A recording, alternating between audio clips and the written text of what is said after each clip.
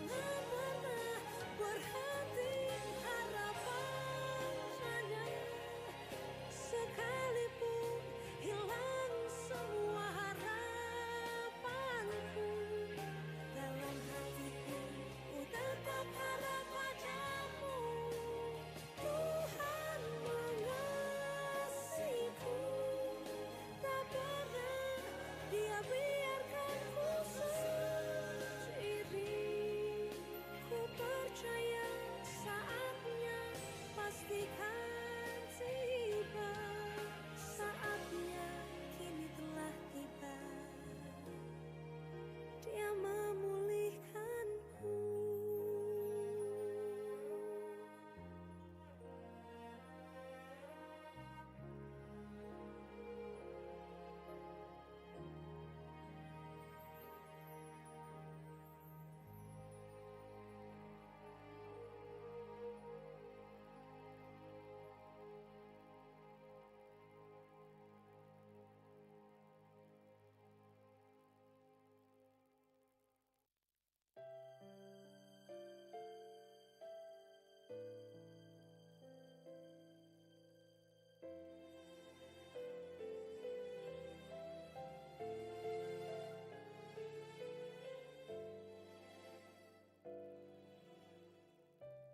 Kasih setiamu yang ku rasakan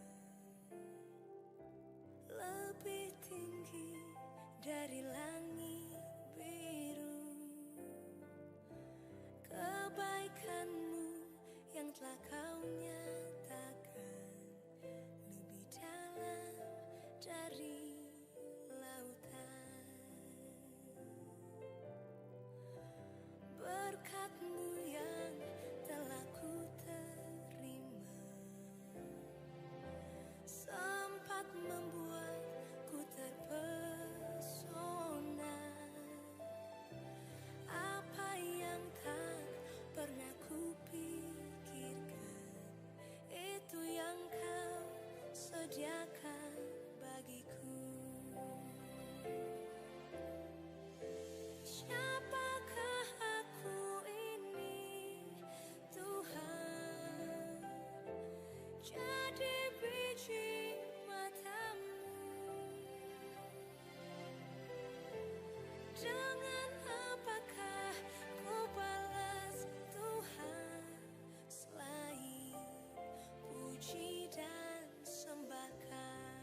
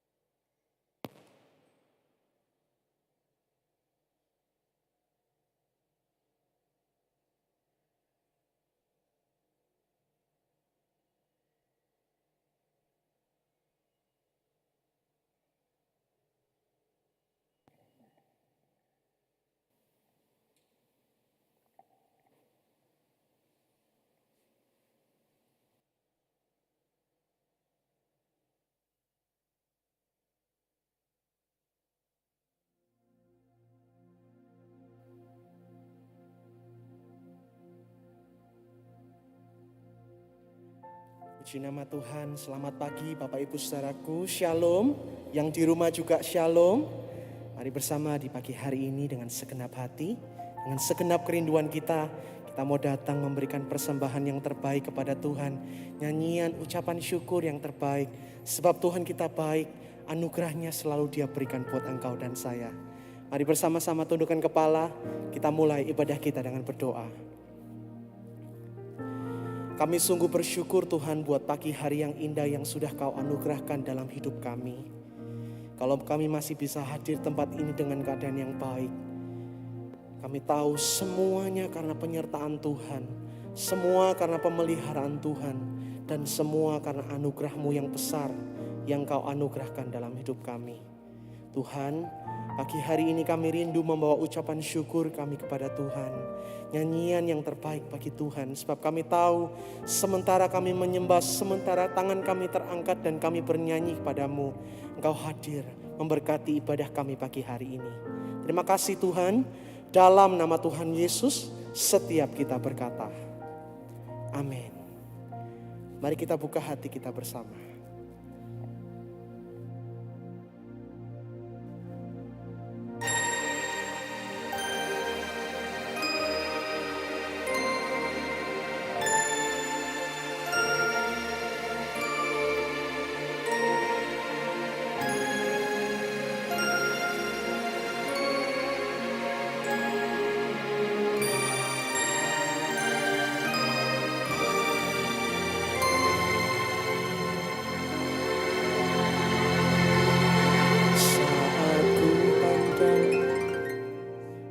Kekudusan-Mu, saat ku lihat keindahan-Mu, saat sekelilingku jadi pudar karena sinar-Mu,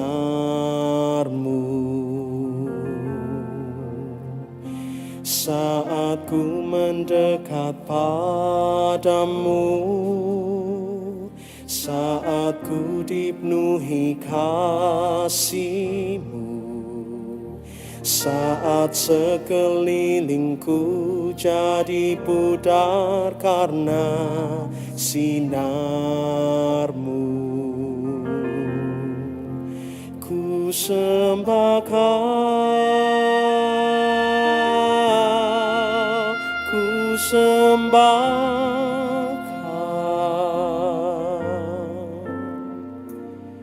kerinduanku untuk menyembah-Mu, ku sembah Kau, ku sembah Kau, kerinduanku untuk menyembah-Mu. Ini yang menjadi kerinduan kami kepada Tuhan.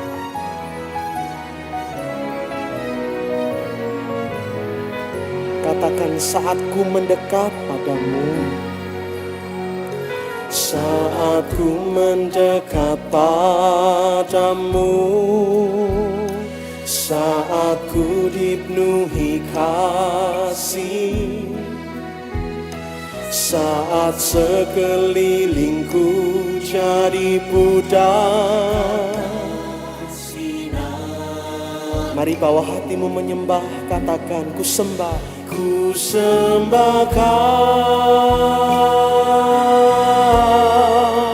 ku sembah Kau, ku sembah Kau ya Tuhan. Kerinduanku untuk menyembah-Mu,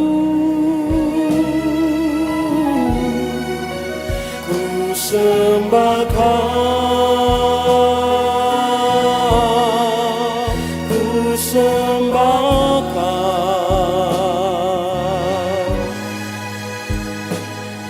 kerinduanku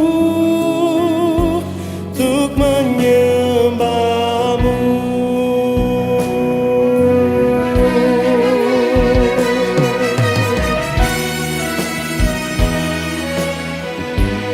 menjadi alasan kami hadir pagi hari ini ya Tuhan. Bahwa kami rindu menyembah Engkau, bersekutu secara pribadi dengan Engkau, merasakan kasih yang sempurna, bersyukur. Berapa banyak Engkau mau menyembah Bapak Ibu Saudaraku? Katakan, ku sembahkan, oh ku sembah, ku sembahkan. Hati kami menyembah ya Tuhan. Kerinduanku untuk menyembah-Mu. Ku sembahkan, ku sembahkan, ku sembahkan.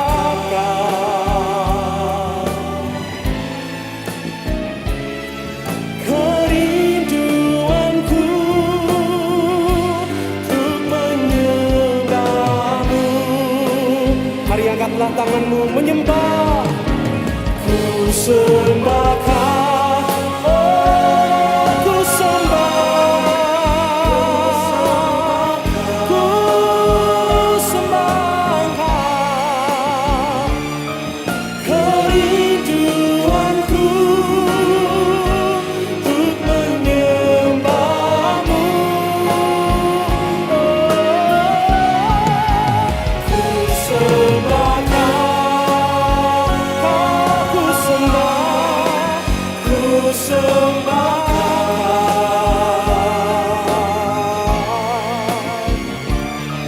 Kerinduanku untuk menyembah-Mu.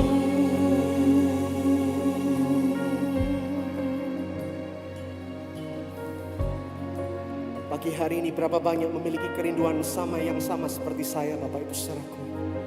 Bahwa engkau rindu menyembah Tuhan lebih lagi. Bahwa engkau rindu bersekutu dengan Tuhan secara pribadi. Kalau engkau memiliki kerinduan yang sama, mari angkatlah kedua tanganmu. Kalau engkau nyanyi lagu ini, nyanyi dengan segenap hati. Kami menyembah Engkau Allah yang dahsyat. Kami menyembah Engkau Allah yang berkuasa. Ku sembahkan,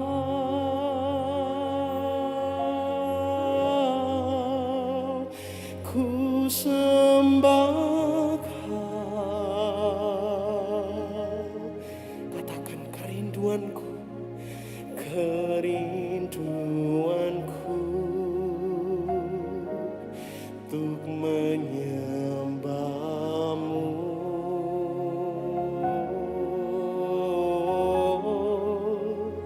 Ku sembahkan, ku sembahkan,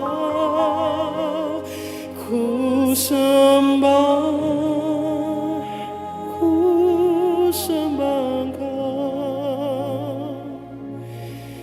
Kerinduanku untuk menyembah-Mu. Sekarang Bapak Ibu sendiri katakan, ku sembah Kau, ku sembah Kau. Engkau melihat setiap tangan yang terangkat kepadamu ya Tuhan. Engkau mendengar setiap pujian yang keluar dari hati kami. Kerinduanku, kerinduanku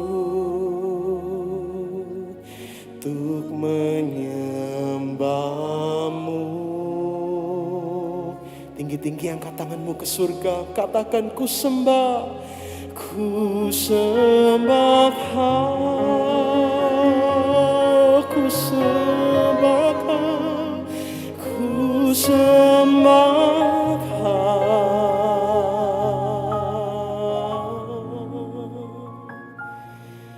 Kerinduanku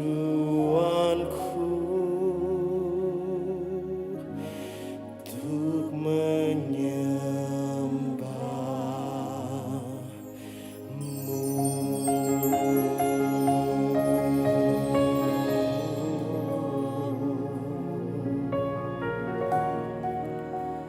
Mari mulai angkat suaramu menyembah Bapak Ibu Saudaraku.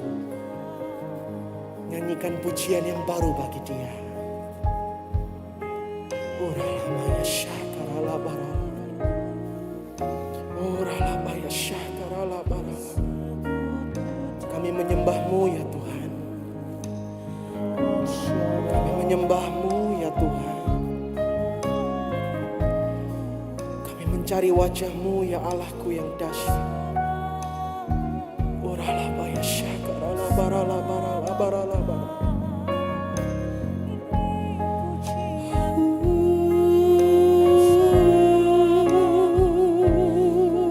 Segenap hatiku menyembah-Mu, Juru Selamatku. Tuhan, ku angkat suaraku memuji kebesaran-Mu.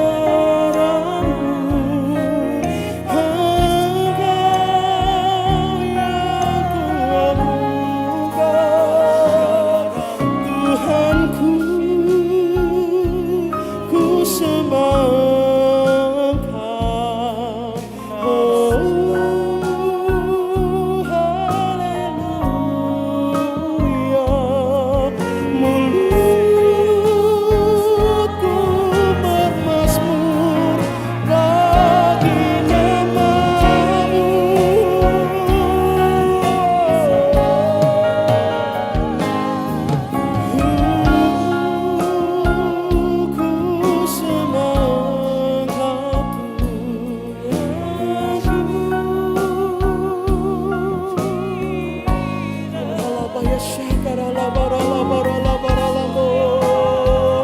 Ku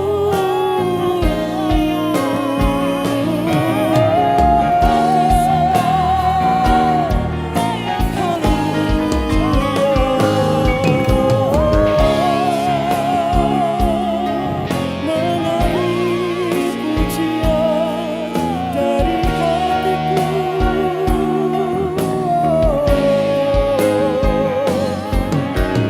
Lamaya si, karena lamaya si.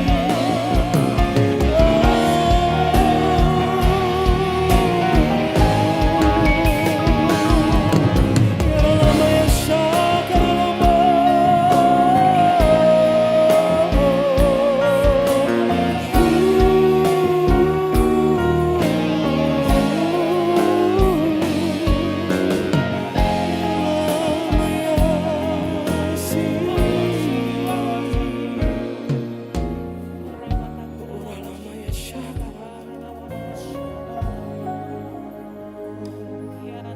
hidupku selalu menyembah-Mu, mulutku selalu memuji-Mu,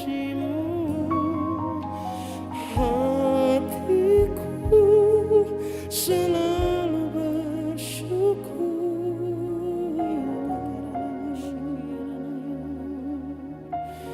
Ora lamaya syakara la bara la bara la bara la bara la bara la bara.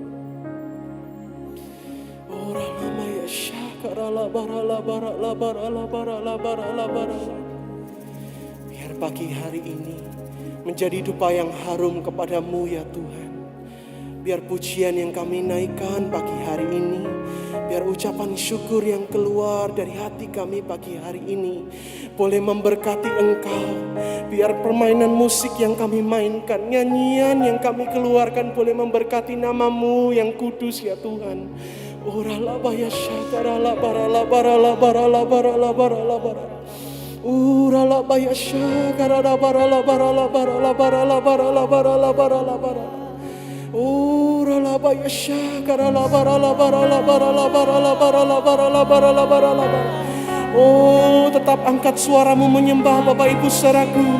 Oh, mari tetap berikan yang terbaik kepada Tuhan. Ura la maya syakara la bara la bara.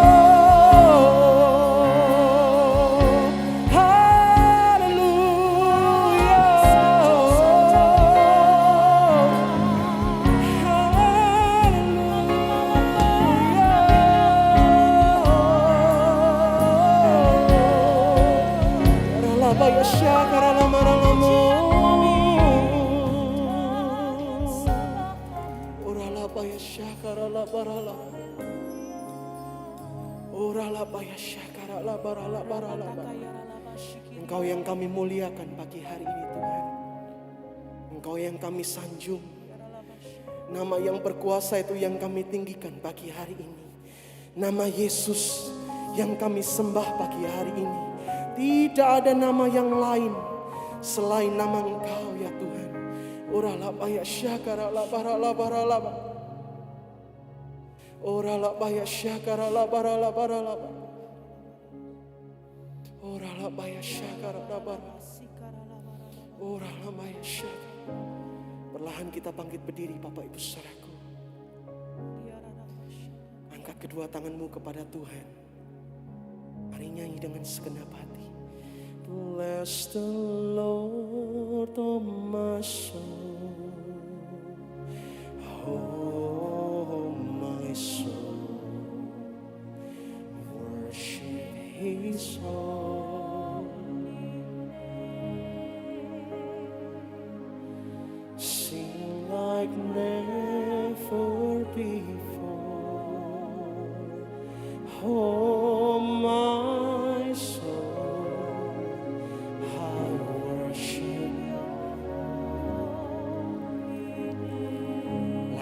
Kedua tanganmu, bless the Lord, bless the Lord, bless the Lord of my soul, bless the Lord of my soul, worship His holy name. Sing like never before, oh my.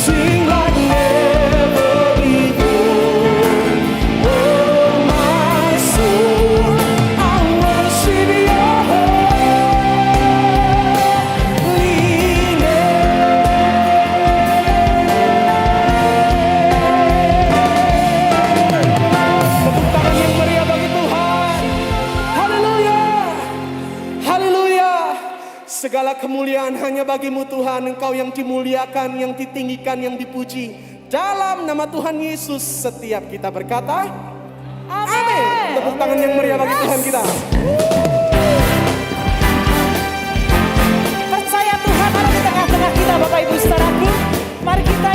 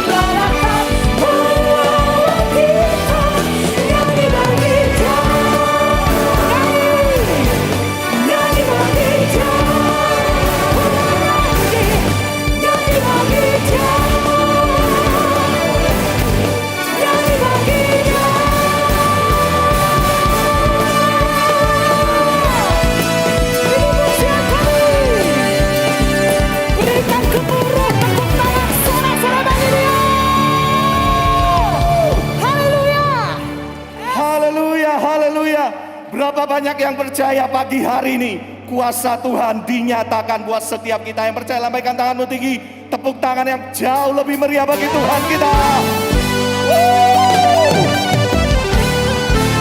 Pagi hari ini kita bebas untuk memuji Tuhan, amin. Mari bersama-sama kembali kita bertepuk tangan pagi hari ini.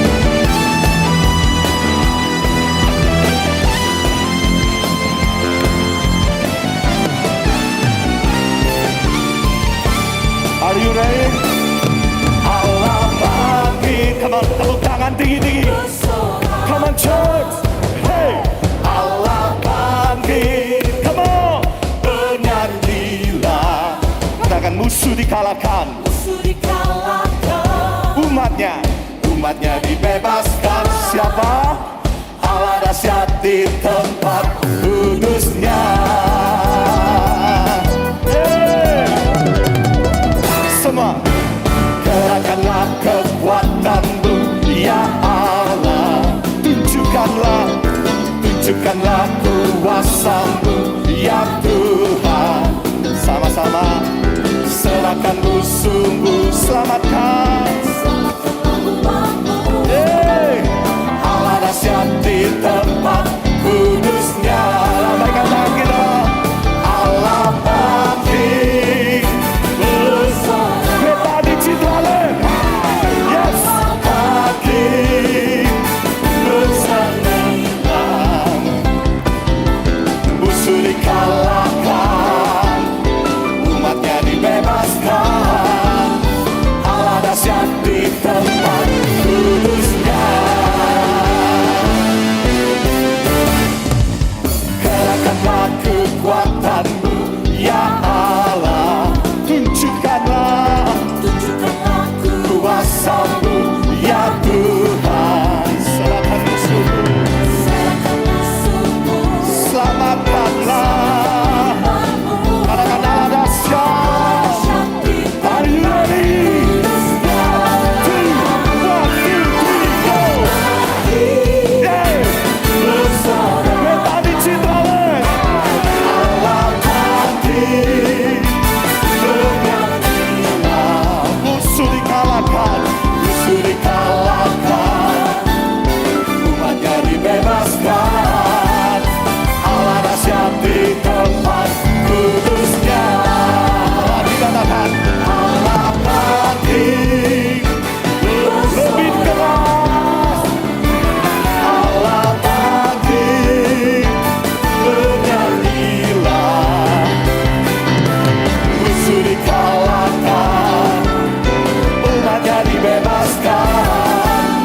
Allah dahsyat di tempat kudusnya.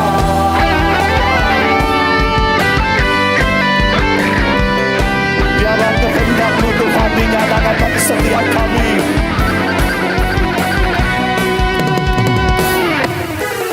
Siap? Allah bangkit. Tepuk tangan tinggi-tinggi. Come on.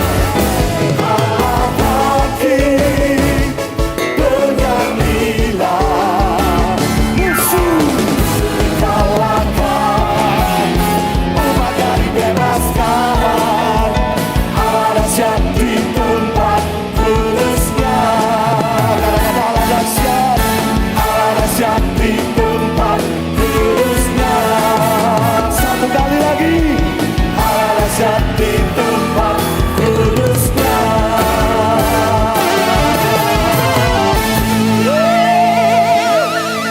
Tepuk tangan yang paling meriah bagi Dia. Haleluya, haleluya. Silakan duduk kembali Bapak Ibu Saudaraku.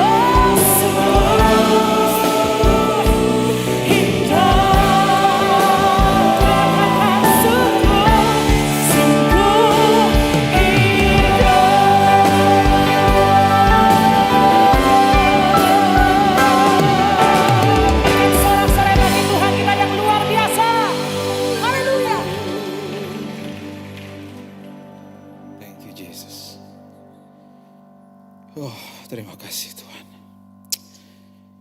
Terima kasih Tuhan, terima kasih betapa indah, betapa dahsyat karya Tuhan atas hidup kami. Tak terpikirkan Tuhan, berkat penyediaan Tuhan, perkenanan Tuhan dalam setiap hari perjalanan hidup kami.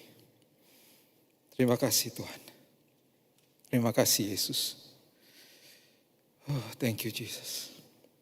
Terima kasih Tuhan. Kami tahu hari ini Tuhan Roh Kudus sendiri akan berbicara kepada kami. Roh Kudus yang akan meneduhkan hati kami. Roh Kudus memberikan pewahyuan kepada kami. Dan terlebih lagi Tuhan, Kau tuntun kami Tuhan. Dalam langkah-langkah hidup kami butuh firman Tuhan. Kami butuh kehidupan kami seperti rumah yang dibangun di atas batu Tuhan. Yaitu batu karang yang kokoh. Sehingga ketika nanti badai itu datang Tuhan, kami kuat, kami kokoh.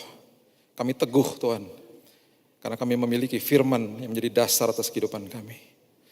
Terima kasih Yesus. Tuhan kami sambut firman kehidupan. Dan kami percaya Roh Kudus sendiri yang akan menundukkan hati kami. Di dalam satu nama Yesus Kristus Tuhan dan Juru Selamat kami. Kami sudah berdoa dan kami sambut firman kehidupan kita. Sama-sama katakan. Amin. Amin. Haleluya. Wow. Silakan duduk. Shalom. Saya kalau dengar lagu itu nggak tahan langsung. Teringat sama perjalanan-perjalanan bersama Tuhan. Oke. Senang bisa kembali lagi di sini. Sudah saya hitung-hitung sudah 1 tahun nggak ke Surabaya, 1 tahun lebih bahkan. Terakhir ke Betani itu bulan Maret tahun lalu. Jadi waktu saya kemarin lihat kapan terakhir itu, wah udah lebih dari 1 tahun. Oke, hari ini kita akan membahas. Saya akan ambil dari kisah 5 roti dan 2 ikan. Ya, 5 roti dan 2 ikan adalah sebuah mujizat yang ditulis di 4 Injil. 4 Injil itu berarti Matius, Markus, Lukas, Yohanes. Ya. Dari 4 Injil ini 3 itu synoptic gospel namanya. Synoptic itu berarti similar, berarti mirip. Jadi dari Matius, Markus, dan Lukas itu disebutnya synoptic gospel. Ya. Injil yang synoptic, yang mirip. Yohanes tidak merupakan Injil sinoptik karena Yohanes mempunyai gaya penulisan yang berbeda. Yohanes ini menulis tidak dari ketika kita baca Yohanes yang pertama, itu tidak dimulai dengan kelahiran Yesus dan tidak ada kelahiran Yesus di situ. Yohanes menulis dari pandangan matanya dia karena Yohanes ini satu-satunya murid yang ketika terjadi tekanan ketika Yesus ditangkap, ya, ada satu yang menyangkal, satunya menjual, yang lainnya kabur. Hanya Yohanes yang ada di situ dan dia ada di hadapan Yesus ketika dia ada di kayu salib. Bahkan Yohanes itu dititipkan sama Yesus ibunya, ya, supaya Maria akhirnya bisa tinggal sama dia. Jadi penulisan kitab Yohanes ini berdasarkan pandangan mata sebagai murid dan apalagi dia melihat betapa besar karya Tuhan di kayu salib. Dia melihat sendiri Yesus mati di kayu salib dengan mata kepalanya sendiri. Plus dia ketika Maria tinggal bersama dengan dia mendapatkan kisah dari ibunya sendiri. Jadi penulisan dia berbeda. Bahkan ketika dia menulis buku Yohanes yang selanjutnya di Perjanjian Baru, itu selalu dimuat dengan kata-kata kasih. Kalau kita mau belajar kasih, kita belajar dari kitab Yohanes. Makanya ada Yohanes 3 ayat 16. Ya, Yohanes 3 ayat 16 itu adalah sebuah perkataan yang sangat dahsyat dari Yohanes sendiri. Dan Yohanes cukup detail menulis dari berapa peristiwa yang terjadi. Ya, jadi sekali lagi 5 roti dan 2 ikan adalah satu-satunya mujizat yang ditulis di 4 Injil ini. Saya akan ambil dari beberapa karena supaya kita dapatkan detailnya. Saya akan loncat dari Matius, Yohanes, Markus supaya kita dapat detailnya, supaya kita mengerti apa yang terjadi pada saat itu. Karena ada kitab-kitab yang menuliskan lebih detail daripada itu sebenarnya. Nah, waktu kejadian 5 roti dan 2 ikan, itu murid-murid Yesus baru saja dikirim 2-2 dan mereka baru mendapatkan kuasa dari Tuhan dan otoritas dan mereka sekarang berkumpul lagi dan mereka mau kasih pandangan mata mereka kepada Yesus. Apa yang terjadi sama mereka saat itu. Karena mereka akhirnya menyembuhkan banyak orang, mereka kemudian mengusir setan dan lain sebagainya. Karena ada kuasa yang Tuhan Yesus berikan kepada mereka dan sekarang mereka kumpul untuk mereka bisa ngobrol. Dan di kitab Markus ini pertama kali mereka disebut the apostles, disebutnya rasul. Pertama kali mereka disebut rasul, rasul artinya adalah the sent one yang dikirim, dan mereka setelah dikirim mereka kembali, mereka pertama kali disebutnya rasul, ya. Kita buka sama-sama di Markus pasal yang ke-6, ayatnya yang ke-30 sampai 36 dikatakan begini. Kemudian rasul-rasul itu kembali berkumpul dengan Yesus. Rasul-rasul adalah murid-muridnya, pertama kali disebut rasul, ya. Dan memberitahukan kepadanya semua yang mereka kerjakan dan ajarkan. Jadi mereka lagi kasih tahu pandangan mata mereka, apa yang mereka ajarkan, apa yang mereka lakukan waktu mereka dikirim dua-dua. Kalau kita baca Markus 6 sebelumnya itu ada semua di situ. Kemudian lalu ia berkata kepada mereka, marilah ke tempat yang sunyi supaya kita sendirian dan beristirahatlah seketika, sebab memang begitu banyaknya orang yang datang dan yang pergi, sehingga makan pun mereka tidak sempat.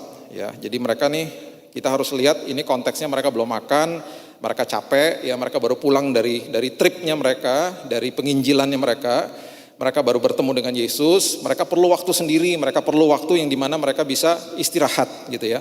Ayat 32, berangkatlah mereka untuk mengasingkan diri dengan perahu ke tempat yang sunyi. Jadi mereka katakan, yuk kita berangkat aja, kita cari tempat yang sepi, kita ngobrol-ngobrol di situ deh, gitu ya. Tetapi pada waktu mereka bertolak, banyak orang melihat mereka dan mengetahui tujuan mereka. Dengan mengambil jalan darat, segeralah datang orang dari semua kota ke tempat itu sehingga mendahului mereka. Jadi ada orang-orang yang lihat waktu mereka naik perahu dan mereka lihat, wow, mereka pergi nih, mereka perginya rupanya ke tempat itu, gitu ya. Mereka segera bergegas, mereka mungkin segera kasih tahu sama yang lain-lain, mereka lewat jalan darat, mereka mungkin berlari, mereka mendahului Yesus dan murid-muridnya tiba di tempat itu, tempat yang tadinya mereka mau beristirahat. Ketika Yesus mendarat, ya keluar dari perahu itu, dikatakan ia melihat sejumlah besar banyak orang banyak, maka tergeraklah hatinya oleh belas kasihan kepada mereka, karena mereka seperti domba yang tidak mempunyai gembala. Lalu mulailah ia mengajarkan banyak hal kepada mereka. Pada waktu hari sudah mulai malam, datanglah murid-muridnya kepadanya dan berkata, tempat ini sunyi dan hari sudah mulai malam. Murid-muridnya ini kasih kode sama Yesus. Capek Tuhan, baru penginjilan, pengen makan, pengen istirahat. Udah yuk, bubar aja yuk. Kita bubar aja, suruh mereka orang-orang itu pergi. Ya. Suruhlah mereka pergi, ayat 36, itu yang mereka katakan. Supaya mereka dapat membeli makanan di desa-desa dan di kampung-kampung sekitar sini. Setiap kali ada kebutuhan, fokus kepada kebutuhan itu akan meningkat. Kalau kita punya kebutuhan, pasti fokus itu akan meningkat kepada kebutuhan itu. Dan kecenderungan manusia adalah akhirnya mementingkan diri sendiri. Biasanya begitu, saya punya kebutuhan, saya akan fokus kepada kebutuhan saya akan betul-betul akhirnya saya akan memperhatikan diri saya sendiri. Belum tentu itu salah. Ya, belum tentu itu salah. Kalau saya punya kebutuhan kesehatan, saya berarti fokus akan kesehatan saya akan mementingkan diri saya supaya saya makan yang sehat dan saya hidup yang sehat. Enggak selalu salah, tapi setiap kali ada kebutuhan, pada saat ini, peristiwa ini, kebutuhannya mereka lapar. Mereka lapar. Fokus kepada kebutuhan, murid-muridnya dengan cepat sekali bilang sama Yesus, udahlah suruh mereka pulang aja. Ini ngeribetin aja nih, udah kita capek, kita mau istirahat gitu loh. Dan mereka terlalu banyak. Tetapi jawabnya, ayat 37, jawab Yesus, kamu harus memberi mereka makan. Nah loh, kamu harus memberi mereka makan. Ini yang sedang diajarkan sama Yesus dalam sebuah mujizat di awal daripada terjadinya nanti multiplikasi. Di awal daripada mujizat ini Yesus katakan, kamu harus beri mereka makan. Dari apa yang kamu tidak punya, kamu gak punya apa-apa, bahkan kamu capek secara fisik, sekarang aku minta kamu beri mereka. Mujizat multiplikasi diawali dengan pemberian. Perhatikan itu baik-baik. Jangan sampai salah, karena selama ini seringkali mungkin diajarkan multiplikasi kalau di dalam dunia itu kan berarti kita kumpul-kumpulin harta, lama-lama jadi multiplikasi. Terbalik selalu kan? Saya udah ajarkan berkali-kali jemaat Betani, mungkin paling sering dapat pengajaran sistem prinsip kerajaan dari saya. Jadi harusnya sudah paham nih. Kita pengelola bukan pemilik, ya. Saya sudah ajarkan itu berkali-kali. Dan kita ini seringkali kita harus paham bahwa pengajaran Yesus selalu bertolak belakang dengan dunia. Multiplikasi di dalam sistem dunia adalah saya ngumpulin sesuatu. Saya menerima, saya akan multiplikasi nantinya. Prinsip kerajaan surga enggak, beri. Baru nanti terjadi multiplikasi. Diawali dengan kata itu, kamu harus beri mereka makan. Kemudian kata mereka kepadanya, ayat 37, jadi haruslah kami membeli roti seharga 200 dinar untuk memberi mereka makan. Nah ini Markus tidak menulis nama yang menyebut tentang roti ini. Nah di Yohanes ini dikasih tahu siapa murid yang mengatakan hal ini. Ya. Jadi kita baca sekarang, kita loncat ke Yohanes ya, Yohanes 6 ayat 4 sampai 5 ya. Jadi dari kisah-kisah ini kita ambil bits and pieces, kita ambil dari beberapa supaya kita dapat gambaran keseluruhannya dan secara detail kita dapatnya ya. Yohanes 6 ayat 4 dan 5 mengatakan, dan Paskah, hari raya orang Yahudi sudah dekat. Ketika Yesus memandang sekelilingnya melihat bahwa orang banyak berbondong-bondong datang kepadanya, berkatalah ia, sebenarnya dia berkata dan bertanya kepada Filipus. Murid yang ngejawab tadi itu Filipus.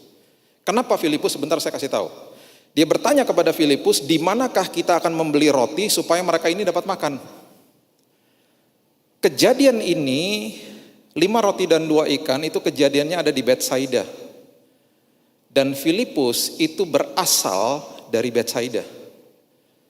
Jadi dengan kata lain, Yesus sedang bertanya sama orang lokal. Tempat roti yang buka di mana? Di sini. Kalau saya mau tanya tempat roti yang enak, yang masih buka, udah malam, kalau saya di Surabaya, ya saya tanyanya sama Pak Petrus atau Pak Henry. Betul? Karena mereka orang lokal. Betul?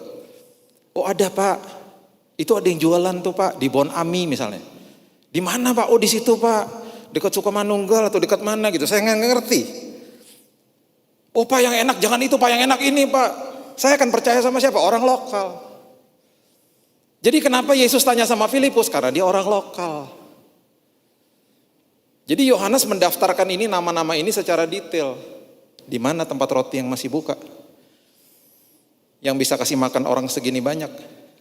Ya bingunglah Filipus. Makanya sebelum dia menjawab, di Yohanes pasal yang ke-6, ayat yang ke-6, Yesus juga udah tahu kok. Ya, Yesus sudah tahu apa yang dia akan lakukan. Dia tahu kok. Tapi dia katakan ini. Hal itu dikatakan Yesus ya, dikatakannya untuk mencobai dia. Mencoba itu menguji sebenarnya. Menguji dia. Sebab ia sendiri tahu apa yang hendak dilakukannya. Begini. Setiap kali kita punya masalah atau kebutuhan, ya. Setiap kali orang-orang lumpuh, orang-orang buta datang kepada Yesus. Yesus tahu nggak mereka butuh apa? Tahu. Orang lumpuh datang, lumpuh gitu ya datang. Orang buta datang kepada Yesus. Yesus tahu mereka butuh kesembuhan, butuh supaya dicelikan, butuh supaya mereka bisa berjalan. Tetapi seringkali Yesus bertanya balik sama mereka, apa yang kamu mau aku lakukan untukmu? Apa yang kamu mau aku lakukan untukmu? Sebut, kasih tahu sama saya. Dan setiap kali mereka katakan begini, aku mau supaya bisa jalan Tuhan. Tuhan aku mau melihat Tuhan. Tuhan aku mau sembuh Tuhan. Dan selalu Yesus katakan apa? Terjadilah sesuai dengan imanmu. Yesus tahu kok apa yang dia harus lakukan. Tapi seringkali dia tanya dulu sama kita. Ayo ngomong kamu. Utarakan isi hatimu sama saya. Terjadilah sesuai bukan dengan karena iman saya, bukan karena imanmu. Imanmu. Masalahnya iman kita ini wadahnya, kapasitasnya cukup enggak? Gimana Pak supaya iman saya ini bertumbuh, supaya iman saya ini makin besar, makin kuat, makin kokoh? Yohanes pasal yang ke-6 ayat yang ke-7 mengatakan, jawab Filipus kepadanya, ini sama seperti tadi kita baca di Markus, cuman ini ada namanya ya. Jadi yang tadi ditanya, yang murid yang menjawab itu sebenarnya Filipus. Roti seharga 200 dinar tidak akan cukup untuk mereka ini sekalipun masing-masing mendapat sepotong kecil saja. Kok bisa ya, baru nyembuhin orang, baru mengusir setan-setan, diberikan kuasa sama Tuhan. Ada Yesus yang di depannya, yang memberikan kuasa kepada dia. Kok masih bisa ngomong, Nggak cukup Tuhan. Nggak bisa Tuhan. Jadi berarti pengalaman sama Tuhan itu nggak jaminan. Kalau kitanya nggak mau diajar. Pengalaman sama Tuhan seindah apapun bisa membuat manusianya kembali jatuh lagi, kembali nggak percaya lagi. Karena apa? Selalu yang dilihat sama Filipus adalah besarnya masalah. Besarnya masalah. Sama seperti 12 pengintai ketika dikirim, yang 10 balik dan 10 katakan mereka bangsa enak, bangsa besarnya luar biasa. Mereka besar sampai-sampai 10 pengintai ini nggak pernah bisa masuk tanah perjanjian. Bahkan nama-nama seperti Galdi, Palti, Nafbi, kita nggak pernah dengar. Padahal nama-nama itu tercatat di Alkitab. Itu adalah nama dari 10 pengintai yang tidak pernah kita dengar. Dan kita nggak pernah mendokumentasikan nama itu, kita berikan kepada anak-anak kita. Yang kita kasih anak-anak kita nama adalah Joshua dan Kaleb. Karena dua nama pahlawan iman yang ketika mereka melihat masalah, mereka balik, mereka punya pandangan mata yang sama. Ya betul mereka besar. Tetapi Tuhan saya lebih besar. Tetapi Tuhan saya lebih dahsyat. Ini yang terjadi sama Filipus. Terlalu banyak Tuhan, gak bisa lah udah. Sekali lagi ya, mereka baru disebut rasul. Sebelum peristiwa ini mereka baru mengusir setan, menyembuhkan banyak orang dari kuasa yang diberikan oleh Yesus sendiri. Pengalaman dengan Tuhan itu tergantung sama kita masing-masing. Mau saya berubah, saya maju berdasarkan apa yang saya sudah alami bersama dia. Karena ketika dia mulai, dia tidak akan pernah stop, dia akan akhiri semua dengan indah. Apakah saya akan stop di tengah jalan dan setiap kali ada masalah, Tuhan terlalu besar, Tuhan terlalu besar, Tuhan. Yohanes pasal yang ke-6, kita lanjutin, ayat 8 dan 9. Ini sama Yohanes disebut nama-nama murid karena memang teman-temannya dia. Ya. Seorang dari murid-muridnya yaitu Andreas, saudara Simon Petrus berkata kepadanya, di sini ada seorang anak yang mempunyai 5 roti jelai dan 2 ikan, tetapi apakah artinya itu untuk orang sebanyak ini? Jadi Filipus bilang, itu terlalu besar, gak mungkin kita kasih makan. Kalau Andreas, dia lihat dirinya sendiri. Dia lihat nih kita sebenarnya punya sih, cuman gak akan cukup gitu loh. Kita tuh punya, cuman kita gak akan cukup. Sama seperti 10 pengintai ketika lihat masalah besar, mereka balik, mereka bilang begini. Gak ada yang ngomong begitu, mereka ngomong sendiri. Kami melihat diri kami seperti belalang. Memang Tuhan, masalahnya besar. Tuhan, aku tahu Engkau besar Tuhan, tapi aku gak bisa Tuhan. Aku gak akan pernah bisa deh ngelewatin ini Tuhan. Udah nyerah dulu. Itu Andreas. Jadi yang satu melihat masalah yang begitu besar, yang satu lagi melihat dirinya sendiri, gak bisa Tuhan, ini gak mungkin bisa. Sekarang kita mundur ya, kita lihat sebuah contoh yang luar biasa di 2 Raja-Raja 4, coba lihat. 2 Raja-Raja 4, ini adalah cerita tentang janda dan Nabi Elisa. Coba lihat ini. Ini yang perlu kita ambil pewahyuan ini di hari ini. Karena 2 Raja-Raja 4 ayat 1-7 adalah sebuah perkara yang sama dan mirip sekali. Ya, dikatakan begini. Salah seorang dari istri-istri para nabi mengadukan halnya kepada Elisa sambil berseru, hambamu suamiku sudah mati dan engkau ini tahu bahwa hambamu ini takut akan Tuhan. Tetapi sekarang penagih hutang sudah datang untuk mengambil kedua orang anakku menjadi budaknya. Jawab Elisa kepadanya, apakah yang dapat ku perbuat bagimu? Sama seperti Tuhan. Tuhan, aku dalam kondisi begini. Terus Tuhan kembali tanya, kamu mau aku ngapain sih? Ditanya lagi sama Elisa, apakah yang dapat ku perbuat bagimu? Beritahukanlah kepadaku apa-apa yang kau punya di rumah. Apa sih yang kamu punya? Jandanya berkata begini, berkatalah perempuan itu, hambamu ini tidak punya sesuatu apapun di rumah kecuali sebuah buli-buli berisi minyak. Tuhan, aku gak punya apa-apa, aku hanya punya air mata dan dengkul untuk berdoa Tuhan. Gak ada apa-apa lagi Tuhan. Aku gak punya apa-apa lagi Tuhan, cuman itu tok. Aku udah mentok, aku udah gak tahu lagi harus ngapain. Lalu berkatalah Elisa, ayat 3, pergilah, mintalah bejana-bejana dari luar. Mintalah, perbesarlah kapasitasmu. Terus dikatakan begini, ya, mintalah bejana-bejana ya, yang besar, bejana-bejana dari luar, daripada segala tetanggamu bejana-bejana kosong. Perhatikan kalimat ini, tetapi jangan terlalu sedikit. Kalau ambil kapasitas jangan terlalu sedikit. Kenapa? Karena supply-nya Tuhan selalu lebih banyak daripada kapasitas. Saya ulangi, supply-nya Tuhan lebih banyak daripada kapasitas. Jadi kalau kapasitasnya cuma segini, ya segini tok dikasihnya. Kalau kapasitasnya gentong, dikasihnya segentong sama Tuhan. Saya waktu minta kesembuhan, saya bilang gini, Tuhan, kesembuhan saya komplit, sempurna, permanen. Komplit, sempurna, permanen. Itu yang saya katakan. Itu iman saya, Tuhan. Kan Tuhan tanya, kamu mau apa yang aku lakukan? Komplit, sempurna, permanen. Itu saya katakan terus. Permanen Tuhan. Kesembuhan saya permanen Tuhan. Perbesar kapasitasmu. Makanya dikasih tahu sama Nabi Elisa, ambil bejana tapi jangan terlalu sedikit. Ambil yang banyak. Karena nanti ketika kamu tuang itu minyak itu nggak akan habis. Itu akan habis di mana nanti bejana terakhir itu selesai dan cuma segitu ya habis sudah akhirnya. Dan terjadi. Kemudian masuklah ayat 4, tutuplah pintu sesudah engkau dan anak-anakmu masuk, tuanglah minyak itu ke dalam segala bejana, mana yang penuh angkatlah. Tutup pintu, jangan dengar suara orang lain, jangan dengar suara dunia. Percaya, jangan dengar orang lain, jangan dengar orang ngomong begini. Oh nanti begini loh, no nanti sakitnya kambuh lagi. Oh nanti begini lagi, nanti akan banyak PHK, nanti akan terjadi pengurangan karyawan, nanti akan terjadi income turun dan lain sebagainya. Masuk pintu, tutup pintu, shut down telinga kita dari semua hoax dan semua kata-kata negatif. Ini iman saya, dan saya tidak akan biarkan iman saya diganggu gugat sama siapapun.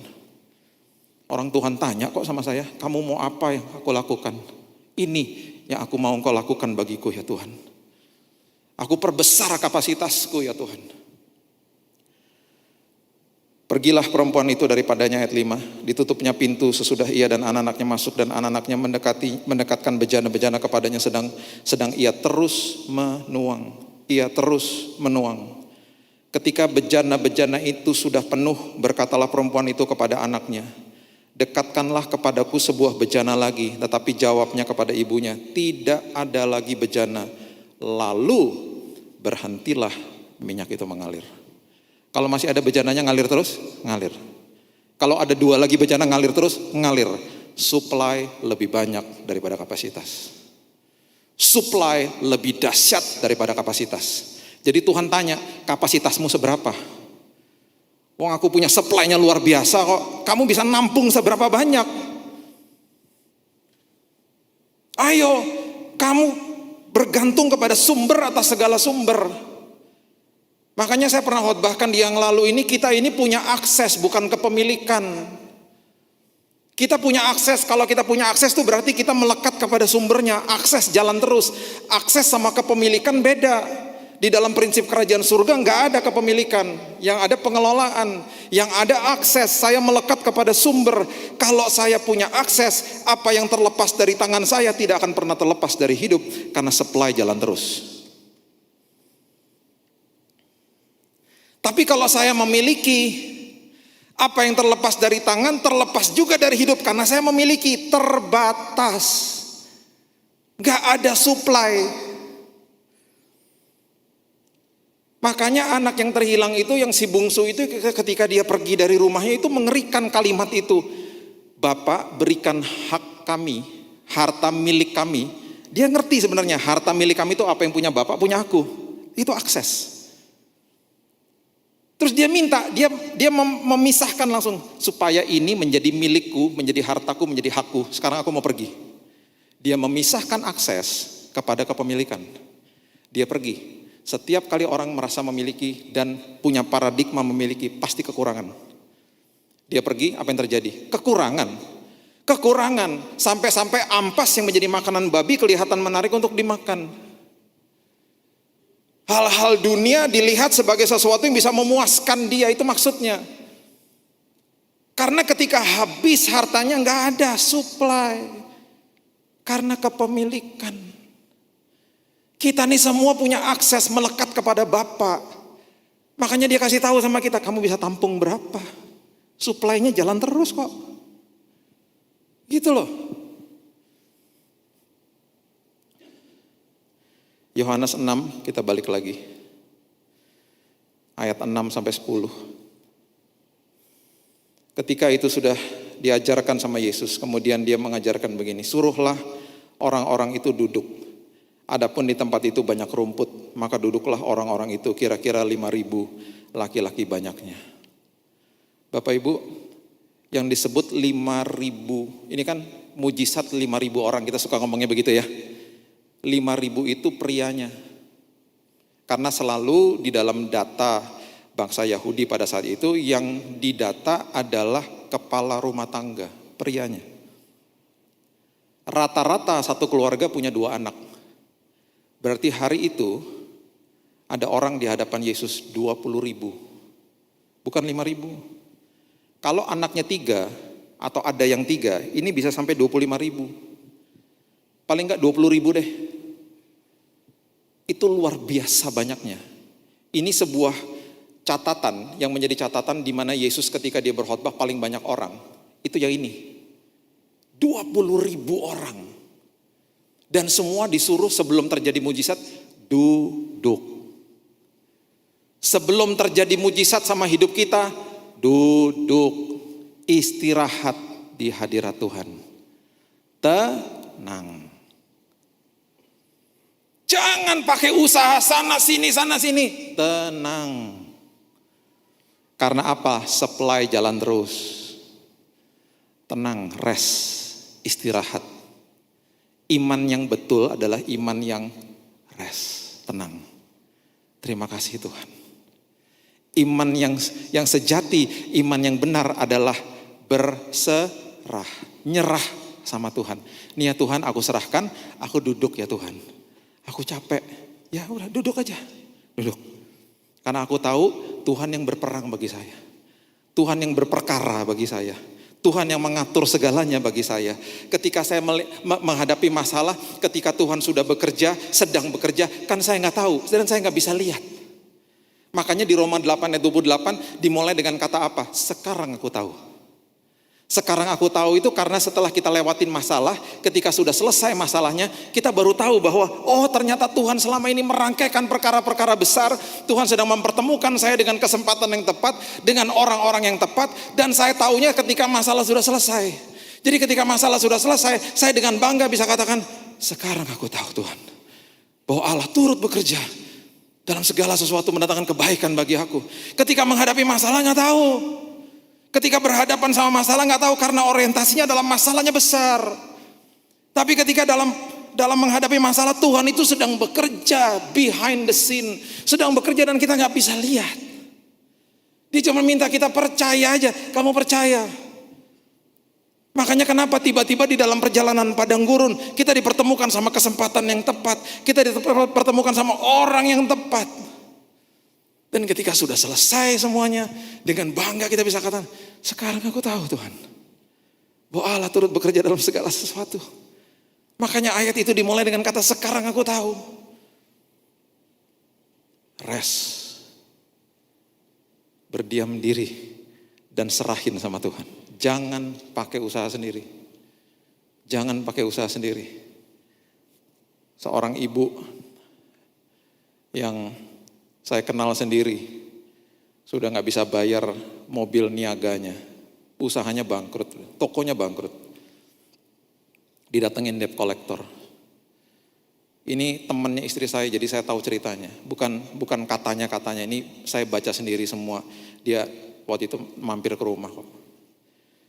Debt collector marah-marah, dia udah gak bisa ngapa-ngapain, dia bilang loh saya tuh gak punya uang mas. Mas tuh marah-marah tetap aja saldo saya 0. Singkat cerita, debt collector dibuatin kopi, debt collectornya pulang. Besoknya di WhatsApp, ibu ini di WhatsApp, ini WhatsAppnya saya baca sendiri. Bu, saya sudah sepakat sama orang sales. Itu tunggakan 2 bulan kami talangin dulu bu. kami bayarin dulu. Nanti kalau ibu ada dananya, ibu boleh nyicil tanpa bunga. Saya nggak pernah dengar debt collector bayarin hutang, kecuali debt collector di Jamaah Roh Kudus. Amin atau amin? Nggak ada. Mana ada debt collector bayar? Udah gitu kalau ada uangnya, balikin tanpa bunga. Tetap ada hutang dong ibu ini. Besoknya temennya WhatsAppin lagi, saya baca juga WhatsAppnya. Mobilmu kan gak diapa-apakan. Aku sewa ya. Aku sewa berbulan-bulan. Nanti besok aku transfer DP-nya. DP-nya ditransfer besoknya. Persis jumlahnya, persis. Untuk bayar tunggakan 2 bulan. Dalam hitungan 2 hari, mobilnya lunas. Selesai. Kenapa? Karena ketika kita berserah di hadapan Tuhan, kita tidak pakai cara kita sendiri. Kita mengerti bahwa saya melekat dan saya punya akses. Kapasitas saya diperbesar, supply selalu lebih banyak daripada kapasitas. Lunas. Saya tanya gini, apakah waktu itu nggak terganggu seperti dicobai gitu, mau telepon teman atau telepon orang tua atau telepon siapa gitu, mau pinjam uang? Oh iya. Makanya saya selalu katakan ya, saya nggak pernah setuju sama orang Kristen yang pinjam uang. Karena ada ayatnya. Ayatnya di mana? Oh ada. Nanti baca sendiri aja di rumah, Matius 6 ayat 31. Selalu kan dimulai jangan khawatir, ya kan? Dan ada kata berikutnya, dan berkata, apakah yang akan kami makan, minum dan pakai? Itu bicara soal kebutuhan. Jangan khawatir kita udah tahu. Jangan berkatanya kita nggak pernah paham. Berkata tuh apa? Berkata tuh gini, ngomong sama orang sekitar kita, aduh gimana ya, aduh besok gimana ya, aduh belum bayar uang sekolah, aduh gimana ya, itu berkata. Yang paling ekstrim pinjam uang. Saya paling anti sama gitu-gituan. Malu-maluin, anak raja kok. Tapi udah mepet Pak, justru itu Tuhan suka. Justru yang udah mepet Tuhan suka. Karena supaya kita berserah dan ketika mujizat terjadi kita bisa katakan itu karena Tuhan bukan karena saya. Itu karena Tuhan. Seperti ibu ini katakan itu karena Tuhan bukan karena saya. Udah mentok kok, udah nggak tahu harus ngapa-ngapain. Kamu tidur nyenyak malam hari itu. Oh iya nyenyak saya. Saya serahin sama Tuhan kok. Rest. Berserah. Ketika berserah, ini yang terjadi. Ini yang terjadi. Matius 14 ayat 19. Matius 14 ayat 19. Ini sebuah peristiwa yang luar biasa. Lalu disuruhnya orang banyak itu duduk di rumput. Dan setelah diambilnya 5 roti dan 2 ikan itu, Yesus menengadah ke langit, mengucap berkat, lalu memecah-mecahkan roti dan memberikannya kepada murid-muridnya. Sekali lagi ya, 20.000 loh. 20.000. Yesus perlu bantuan toh, delegasi kan. Ya, ada 12 murid dikasih 12-12-nya. Mungkin Yesus juga ikutan bantuin kasih distribusi rotinya. Perhatikan kalimat ini. Lalu murid-muridnya membagi-bagikannya kepada orang banyak. Perhatikan ini, kebenaran ini.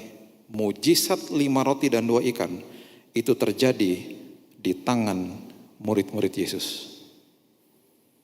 Mujizat 5 roti dan 2 ikan, multiplikasi terjadi di tangan murid-murid. Bisa bayangkan gak waktu dia kasih roti 1? Pastinya awalnya kan ragu-ragu. Lah ini orang masih banyak begini. Robekin lagi rotinya. Lah masih ada ya? Kok masih ada ya? Sampai 20.000 orang makan. Multiplikasi terjadi ketika kita memberi. Bertolak belakang dengan prinsip dunia. Murid-muridnya belajar sesuatu hal yang besar hari itu. Kamu capek, kamu lapar, kamu mau pulang. Kamu belajar sesuatu hal. Kalau kamu capek, kan habis pelayanan mau pulang, ya. Kamu capek, kamu pikir kamu akan dipuaskan, kamu tidur. Betul, kamu nggak masalah kok, nggak salah kalau mau tidur, mau istirahat nggak salah. Saya mau ngajarin sesuatu sama kamu. Kamu yang kasih mereka makan sekarang. Kamu lihat multiplikasi terjadi dalam hidupmu ketika engkau memberi. Makanya kenapa? Ketika orang dalam kondisi yang sulit datang kepada saya, Pak ini saya sulit loh Pak. Tapi orang tua saya membutuhkan Pak, membutuhkan bantuan keuangan dan lain sebagainya. Saya selalu bilang ini, kasih aja. tabur aja. Pak, buat saya aja Pak, pas-pasan loh Pak, tabur. Multiplikasi terjadi ketika engkau memberi. Itu di hal keuangan. Di hal yang lainnya juga begitu. Di hal yang namanya mujizat dan lain sebagainya, kesembuhan, pertolongan Tuhan begitu. Ketika kita menyerahkan kekhawatiran kepada Tuhan. Ketika saya menyerahkan ketakutan kepada Tuhan. Ketika saya duduk tenang, ketika semua saya serahkan, multiplikasi terjadi. Bukan pakai usaha sendiri. Makanya yang terjadi sama ibu itu betul. Itu seolah-olah seperti kalau misalnya anak saya, ya, dia hari ini udah makan nih, dia udah makan. Terus dia lihat di atas meja makan gak ada makanan buat besok. Gak ada makanan buat besok. Dia mulai khawatir, waduh. Tapi udah makan ya, udah beres, hari ini udah beres. Dia lihat di atas meja makan gak ada makanan, dia keluar rumah, dia ngebel tetangga. Ting dong, om, tante, bagi makanan dong buat besok. Loh, kamu bukannya anaknya Pak Billy? Betul. Loh, nanti kan besok disediain makanan sama dia. Iya sih, cuman aku belum lihat. Minta dong, pinjem dong, nanti aku balikin. Siapa yang malu? Saya yang malu. Malu-maluin Tuhan. Kalau anak raja pinjem-pinjem uang. Saya nggak ngomongin KPR dan sistem ekonomi yang lain, enggak ya. Saya ngomong kalau kita pinjem-pinjem uang, beneran pinjem-pinjem uang sama orang. Walaupun mepet, lihat Tuhan lagi mau ngajarin kita supaya kita tuh punya pengalaman sama dia. Itu aja udah. Makanya dibiarin mepet, makanya diuji, selalu diuji. Makanya sekolah kehidupan. Makanya Yakobus 1 mengatakan supaya buahmu matang. Supaya karakter ketekunanmu tuh matang. Maksudnya apa? Supaya sekolah kehidupannya selesai. Kalau ikutin kelas, selesai kelasnya. Jangan kalau minjem-minjem itu ya. Itu kayak kita di kelas, kita drop out, kita bolos gitu loh. Ikutin kelasnya sampai selesai, sampai tuntas supaya buahnya matang. Bahasa Inggrisnya dikatakan supaya perseverance, supaya karakter itu sampai to the fullness. Supaya karakterku ini bertumbuh, supaya aku tidak kekurangan suatu apapun. Kalau nanti diuji lagi, aku cakap, aku pandai, aku tajam. Itu loh. Makanya Yakobus mengatakan dengan jelas, biarkan sampai buahnya matang.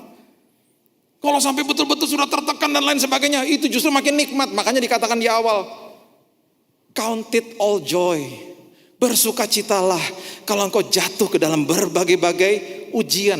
Itu sebenarnya bahasanya ujian, trials. Karena kesempatan. Jadi, sebagai penutup saya memberitahu kepada kita semuanya. Apapun permasalahan di hadapan kita, kuncinya cuma satu. Duduk, berserah. Duduk, berserah. Multiplikasi terjadi. Multiplikasi terjadi. Ingat, mujizat 5 roti dan 2 ikan terjadi di tangan murid-muridnya. Dan mujizat terjadi di tangan kita. Karena kapasitas kita diperbesar. Kapasitas kita diperbesar. Bejana kita diperbesar. Supply selalu lebih banyak daripada kapasitas. Berikan tepuk tangan kita untuk Tuhan kita yang luar biasa. Bapak, terima kasih buat hari ini. Mengucap syukur Tuhan buat kesempatan di mana kami bisa bertemu kembali. Bisa mendengarkan firman Tuhan. Kami tahu bahwa firman-Mu ini datang dari hati-Mu ya Tuhan. Dan semua perkataan ini dari Tuhan, dari Roh Kudus. Dan aku percaya Tuhan, untuk hari-hari yang akan datang, kami pasti akan melewati badai. Dan badai itu selalu ada Tuhan. Tapi karena kami dibangun di atas batu karang yang teguh, yaitu firman Tuhan, kami akan teguh Tuhan. Dan kami belajar bahwa suplainya Tuhan itu selalu lebih banyak daripada kapasitas kami. Oleh sebab itu Tuhan perbesar kapasitas kami, supaya kami terus menerima perkara dan perkenanan Tuhan yang jauh lebih besar daripada kemampuan kami. Kami memiliki akses kepada sumber atas segala sumber. Dan kami percaya Tuhan, hari ini dan selanjutnya, ketika kami duduk dan berserah, justru multiplikasi terjadi. Justru mujizat terjadi. Justru perkara besar terjadi. Terima kasih Tuhan, kami gak mau pakai kekuatan sendiri, kami serahkan semua sama Tuhan. Terima kasih Bapak. Sebentar kami akan ambil perjamuan, Tuhan sendiri yang menolong kami, memberikan pewahyuan kepada kami, kekuatan kepada kami, kuasa, otoritas dalam setiap kehidupan. Dan kami akan sampai ke ujung tahun ini dengan selamat, dengan sehat, Bahkan kalau ada yang sakit sudah disembuhkan dalam nama Yesus. Dan semua kesembuhan yang diterima itu selalu komplit, sempurna, dan permanen. Terima kasih Tuhan. Hanya di dalam satu nama, Yesus Kristus Tuhan dan Juru Selamat kami sudah berdoa dan mengucap syukur. Kita sama-sama katakan, amin. Tuhan berkati.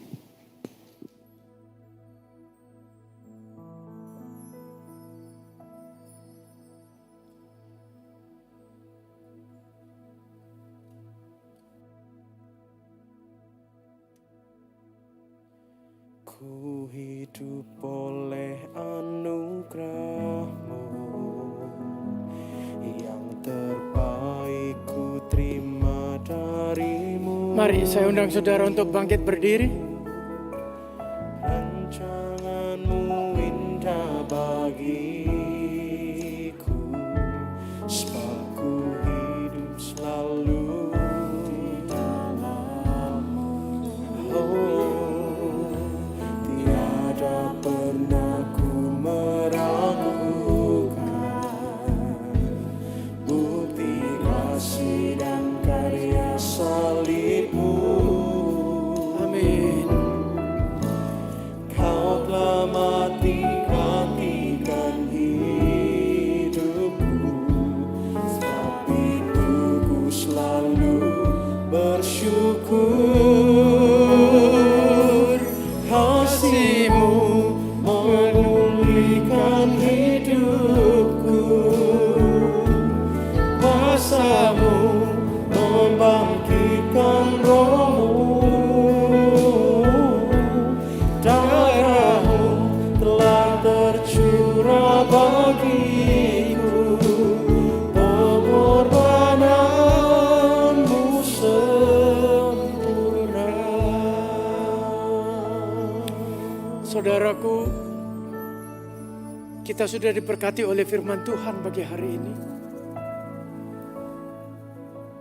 Mari kita lakukan perjamuan kudus ini dengan benar di hadapan Tuhan.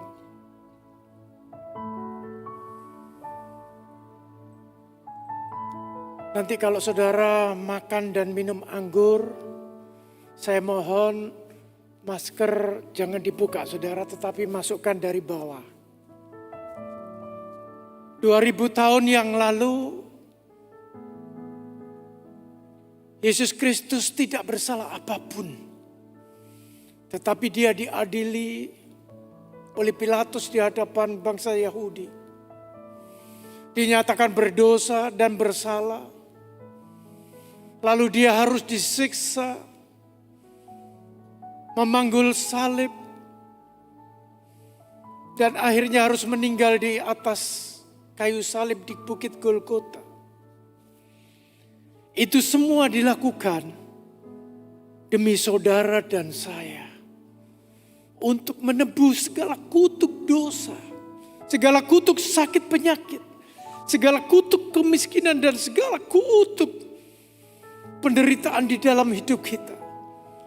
Yakinlah saudara, percayalah saudara, bahwa pengorbanan Yesus sudah selesai.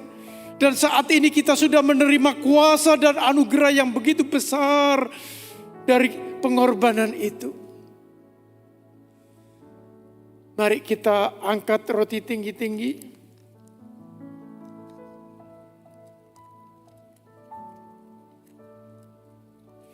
Demikian firman Tuhan berkata,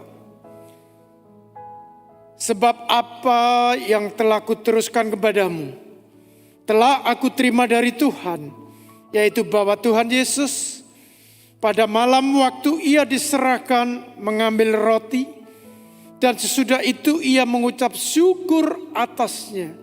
Ia memecah-mecahkannya dan berkata, inilah tubuhku yang diserahkan bagi kamu. Perbuatlah ini menjadi peringatan akan aku. Bukankah roti yang kita pecah-pecahkan adalah persekutuan dengan tubuh Kristus? Mari kita makan dalam nama Tuhan Yesus Kristus.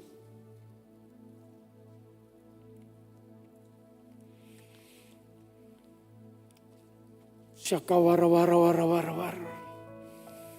Engkau baik Tuhan. Sungguh sangat baik.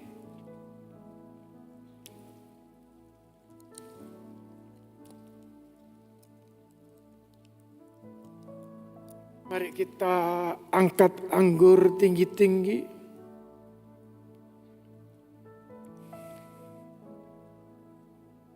Demikian juga ia mengambil cawan sesudah makan, lalu berkata, cawan ini adalah perjanjian baru yang dimeteraikan oleh darahku.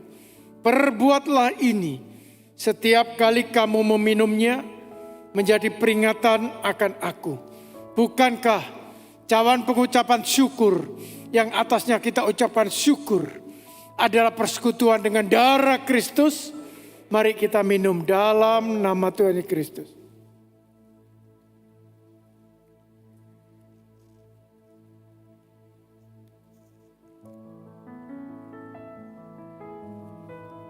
Kita agungkan Tuhan kita. Kita sembah Dia. We worship you, Lord. Jesus. buat keselamatan yang kau beri. Terima kasih buat salib yang kau kerjakan. Terima kasih.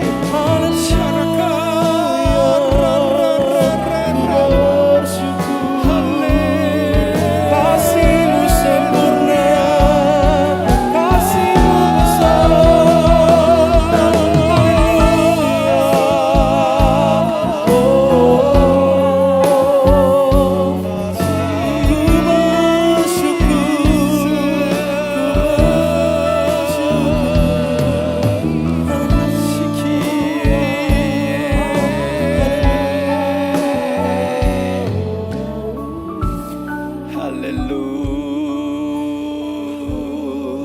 Haleluya. Syakawara wara wara wara wara wara wara wara wara wara wara wara wara wara wara wara. Haleluya. Kami mengucap syukur dan terima kasih buat tubuh dan darah-Mu Tuhan. Saat ini iman kami betul-betul bangkit. Kami percaya tubuh dan darah-Mu sudah menyembuhkan segala sakit penyakit yang ada di dalam tubuh kami. Tubuh dan darah-Mu saat ini sudah memberkati seluruh kehidupan kami. Dan kami yakin, kami percaya tubuh dan darah-Mu akan selalu melindungi kehidupan kami. Terima kasih untuk segala kebaikan-Mu Tuhan. Kami sungguh bersyukur mempunyai Tuhan dan Allah yang hidup seperti Engkau. Dan saat ini Tuhan, sebentar lagi kami akan memberikan persembahan yang terbaik bagi Engkau. Sucikan, kuduskan tangan-tangan yang memberi persembahan ini. Sehingga hidup kami sungguh-sungguh akan menjadi berkat dan terang bagi banyak orang. Dalam nama Tuhan Yesus Kristus. Amin. Silakan duduk saudara. Seperti biasa persembahan saudara bisa lakukan dengan kires menempelkan HP saudara ke depan kursi saudara. Lalu setiap ibadah kita lakukan protokol kesehatan dengan ketat. Seperti biasa sudah kita umumkan setiap kali ibadah. Nah, saat ini kita akan mengakhiri ibadah kita. Mari saya undang saudara untuk bangkit berdiri. Ku bersyukur Bapa,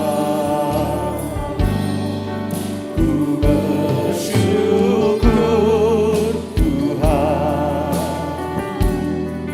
buat kasih setia-Mu di dalam hidupku.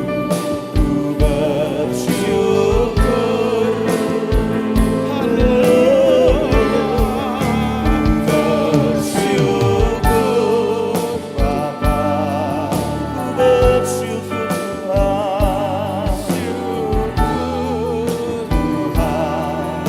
kasih setia-Mu, kasih setia-Mu di dalam hidupku. Ku bersyukur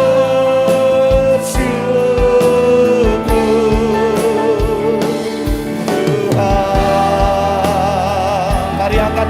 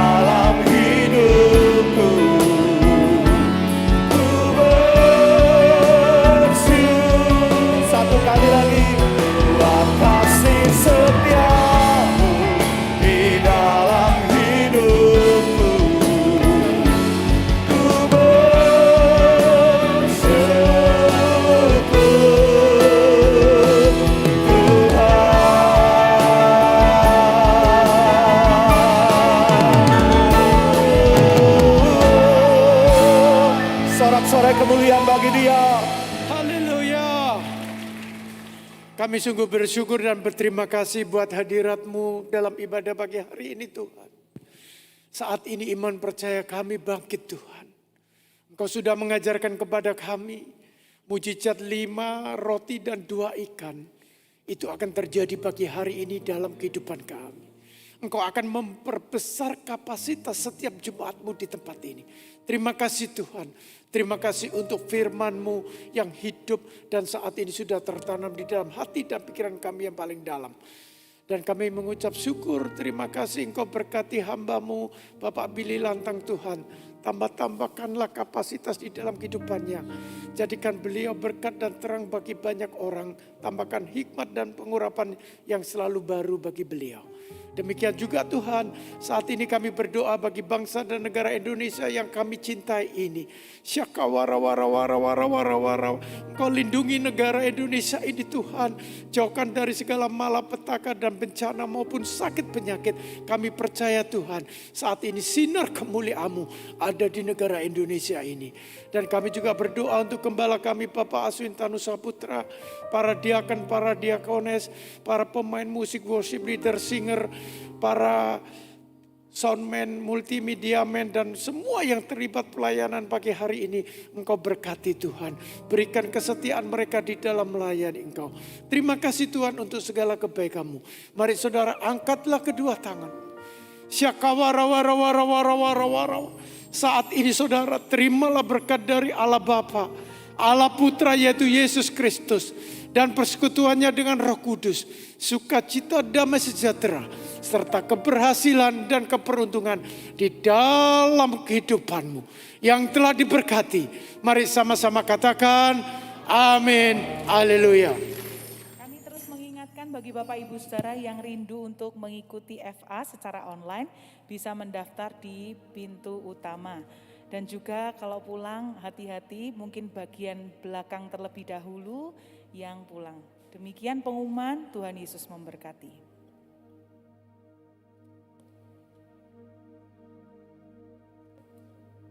Mungkin tidak boleh berkerumun ya Bapak Ibu Saudara, terutama juga untuk yang memberikan persembahan di belakang juga dijaga jaraknya.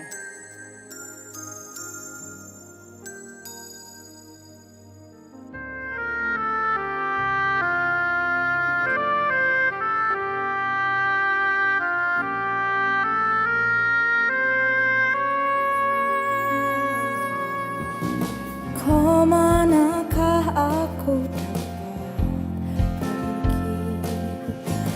menjauhi roh-Mu yang suci, Kau sahabat, dan Kau dekat.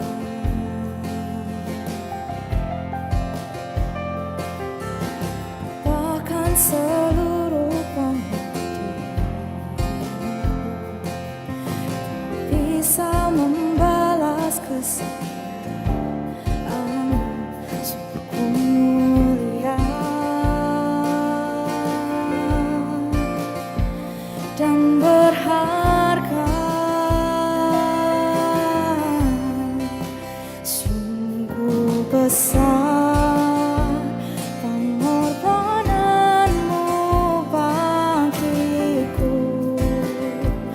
Terlalu dalam untuk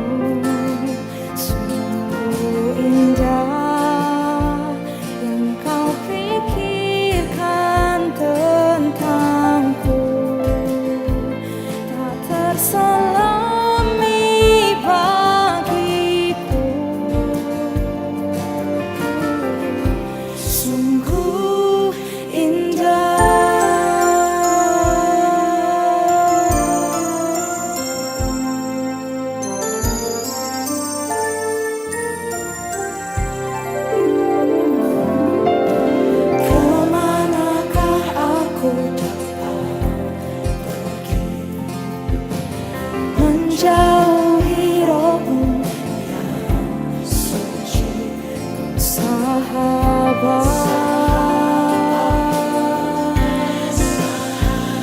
dan kau dekat,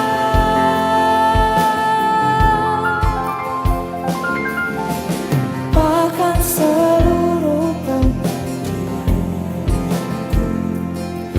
tak bisa membalas kesetiaan sungguh mulia dan berharga, sungguh besar pengorbananmu bagiku, terlalu dalam untuk dimengerti, sungguh besar,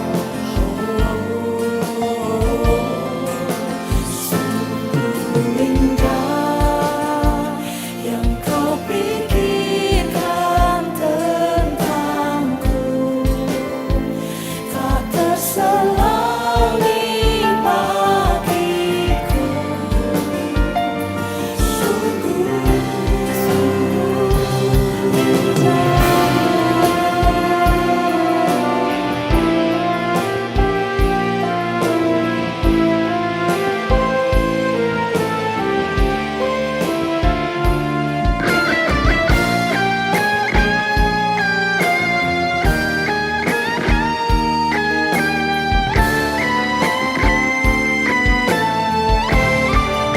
Sungguh besar pengorbananmu bagiku, terlalu dalam untuk dimengerti, sungguh besar, sungguh indah yang kau pikirkan tentangku, tak terselangi bagiku, sungguh indah, sungguh besar pengorbananmu bagiku, terlalu dalam untuk dimengerti, sungguh besar, sungguh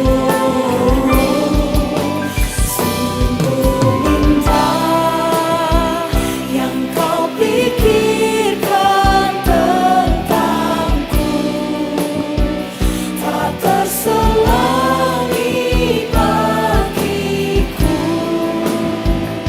sungguh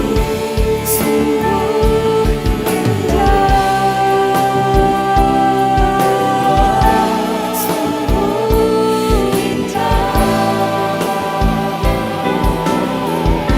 sungguh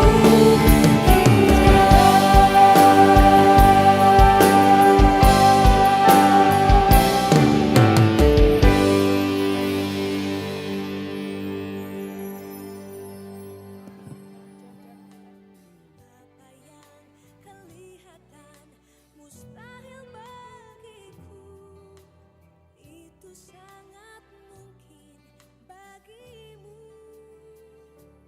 Di saat ku tak berdaya, kuasamu yang sempurna. Ketika ku percaya, mujizat itu nyata.